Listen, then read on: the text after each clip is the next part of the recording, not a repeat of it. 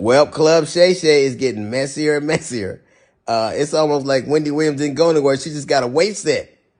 Um, so Monique was on. Every time I see Monique these days, she's on doing some greasy ass video with her and her daddy complaining about something or working out. I don't know nobody that work out that much and gain weight unless every crunch you do got Captain in front of it. But apparently she goes on Club Shay Shay and tells the story about how she came on my radio show and I wasn't there at the time. And my co-host Jasmine Sanders played a game that we played all the time with everybody called Would You Rather. She apparently was so offended by that she says she got off. She called me. Monique did, and she said I was very dismissive, like, Monique's a liar.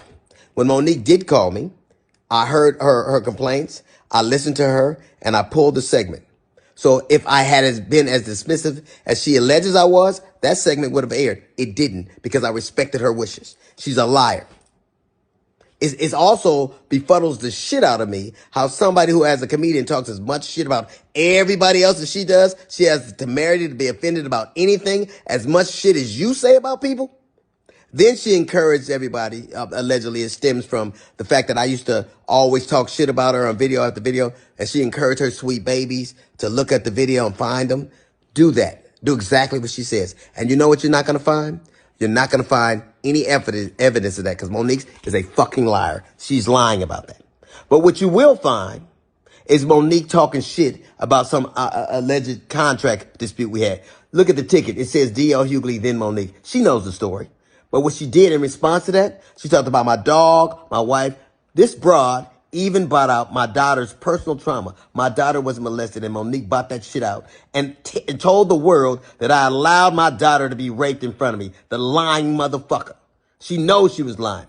And it only stopped when everybody from my family checked her.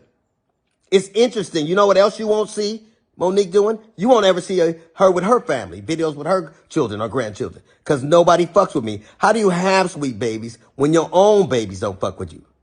How do you love us for real when there's no evidence of anybody loving you for real, except your daddy, who you apparently have to pay?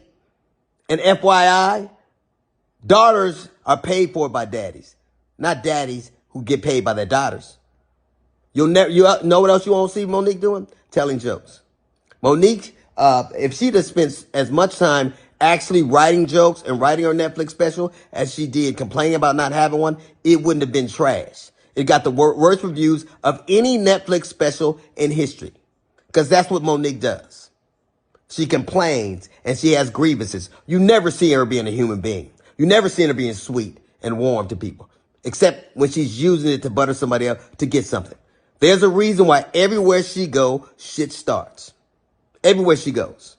How is it that nobody fucks with you? Not even your family. How do you, or I was on the road, get it. I get it every goddamn week. Look at my schedule versus yours. See how much I'm going. And I still manage to have a relationship that I cherish with my children. Can you say the same? You can't. Because all you do is talk about your grievances and who did you wrong. There's a reason you're by yourself. There's a reason you got to pay a man to love you. It's sad. There's an old adage that says you can't buy love. It's a shame, Monique, that you probably always will have to.